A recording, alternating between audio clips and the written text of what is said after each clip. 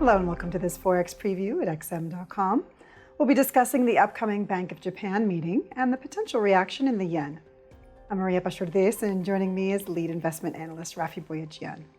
So Rafi, the Bank of Japan will begin its two-day meeting on Thursday and announce its policy decision on Friday. Is inflation in Japan finally headed in the right direction? And do you think the Bank of Japan is likely to make another tweak to its yield curve control policy at this time?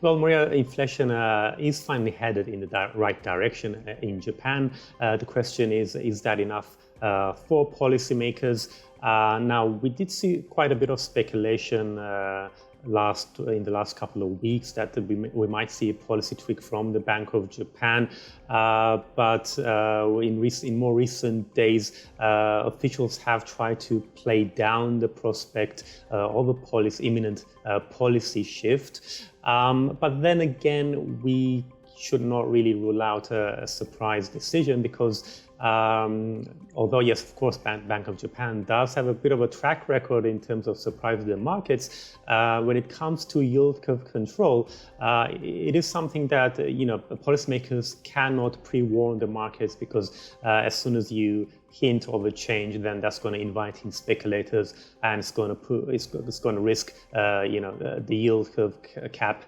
being breached. So the question now is, what is the likelihood that Bank of Japan will do something in July?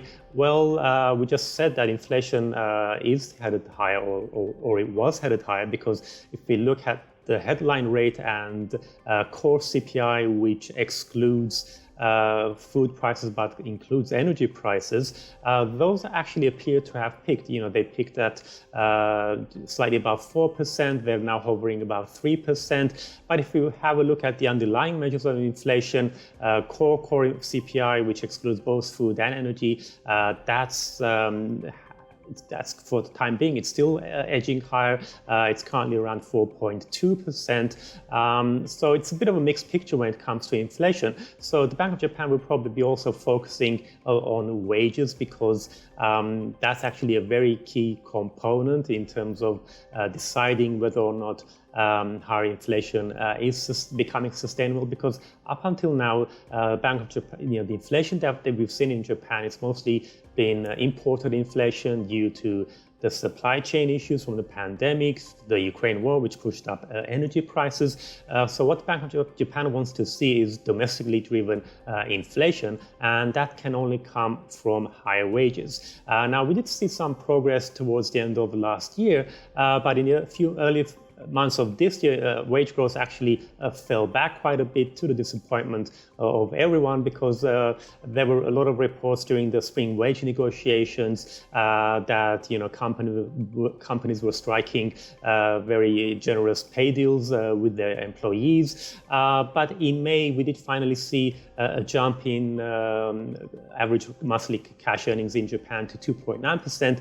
Now, the policymakers may decide that it might be wise to wait a little bit longer to see whether this trend continues. But at the same time, there is a reasonable argument to do something now, because, of course, we are not talking about the Bank of Japan ending all its stimulus. It's about reining in some of that stimulus, and that could come in the form of raising the yield cap on the 10-year Japanese government bond, which is currently 0.5%. They could raise that, double that to plus or minus 1%. So although it's probably unlikely we're going to get anything this week, there is that risk that they might do something.